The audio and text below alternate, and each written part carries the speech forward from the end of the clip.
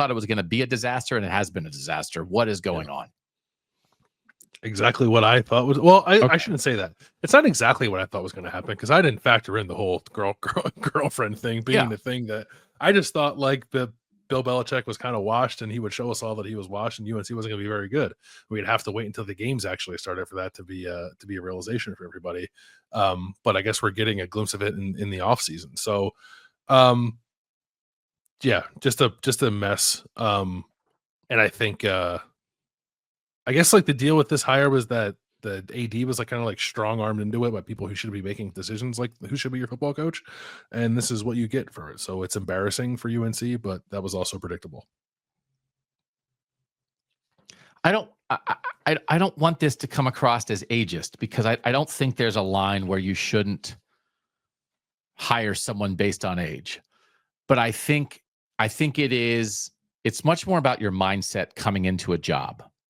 And also, he's just super old. I don't think he's the oldest coach in major college football. And the second is Kirk Ferentz. Kirk Ferentz is 69, and Kirk Ferentz has created this version of the Iowa football program. Hayden Fry made that version. Kirk Ferentz has made this version. It's so different when you're 69, leading a thing that you have built from the studs, and you know every in and out, versus I'm 72 and I just got here. I just think that's a very difficult situation. And I just think we have a lot of examples. There are actually some okay examples. I tried to go through, it's the catch a falling coach, right? You were good and now you're on the way out, which happens to all of us.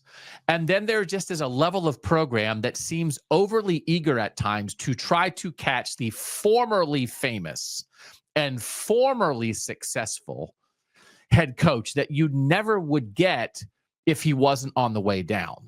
And my lesson from this is stop. To those programs, it's stop trying. It's not worth it. Try to be smart and aggressive and go get somebody on the way up. Try to go get Kurt Cignetti, who's been a good coach for a long time, but never got the chance at a job like Indiana. You don't have to hire Kenny Dillingham, some 34-year-old at Arizona State that you're trying to get on the way up, but you can get a guy who is veteran, but has not reached his peak. Bill Belichick can't peak. He's so clearly past his peak because he had the highest peak in the history of the NFL. Whatever he does at North Carolina is not going to measure up. When you're hiring a guy who has no connection to your school, that no matter how much he succeeds, it can't be the best thing he's ever done, I want no part of that. I think you are selling your school short by settling for crumbs of a bigger program, whether it's the Patriots or whether. So South Carolina hired Lou Holtz in 1999 when he was 62, right? Formerly at Notre Dame. They were 0-11. No, they were 1-10 the year before they hired Lou Holtz. Lou Holtz's first year, they went 0-11. And then they went 8-4 the next year, and Lou Holtz was coach of the year. So I was like, okay, Lou Holtz, another example of don't do this. And I was like, oh, wow, that actually worked out great for South Carolina. But he was 62, not 72. But I think he is an example of this, so I think he's kind of contrary to my point. Then they went to Steve Spurrier. They hired him at age 60 after he had failed in the NFL. He lasted 11 years at South Carolina. So I think Holtz and Spurrier are in this Belichick range where I would say don't do this. And South Carolina got a bunch of pretty good years out of Lou Holtz and Steve Spurrier. Kansas failed miserably. Les Miles at age 65 in the 2019 season went 3-18 and then got fired for off-the-field stuff at LSU. Charlie Weiss, hired at age 56 in 2012 after Notre Dame, was fired in the middle of his third year when he was 2-2, went 6-22 overall. And then when you know what Kansas stopped doing, they stopped trying to hire the LSU and Notre Dame coaches on the way down, and they hired Lance Leipold on the way up, who is awesome, veteran, and never got a chance like this before. Guess what worked? Kansas got off this cycle. Learn a lesson.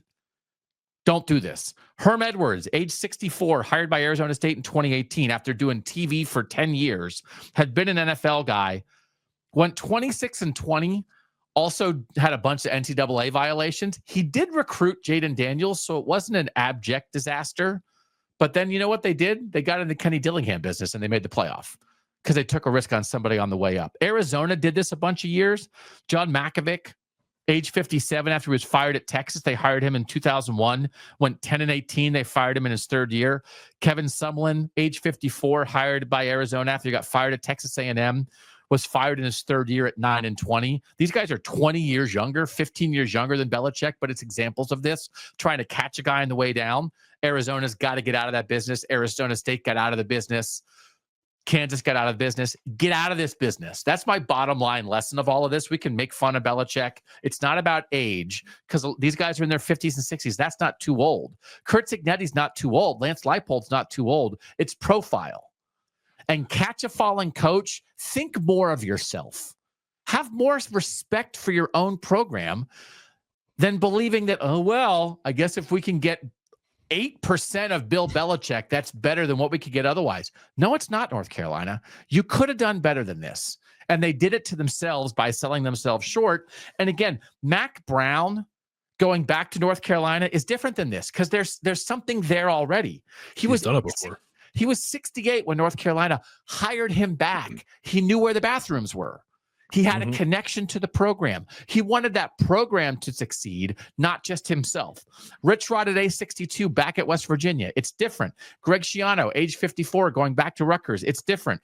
Bill Snyder retired at Kansas State, then came back at age 69 and coached for another 10 years. Of course, it's incredibly different. Even Bill Walsh, that I think is maybe the closest thing to Belichick, an NFL legend, then came back to college in 1992 at age 60, 12 years younger than Belichick, came back to Stanford, where he had been the head coach in the 70s for 2 years. He had a connection.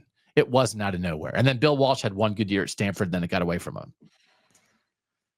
Have more respect for yourself than to make a Bill Belichick hire. Please take this lesson. It's not cool.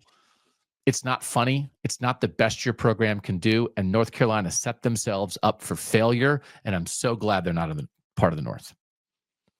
I'm looking forward to laughing at them all year. I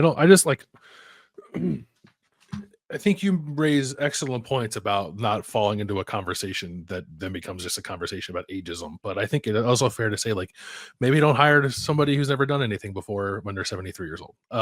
Right. And also under 500 without the greatest quarterback of all time in their coaching career. But that's another conversation.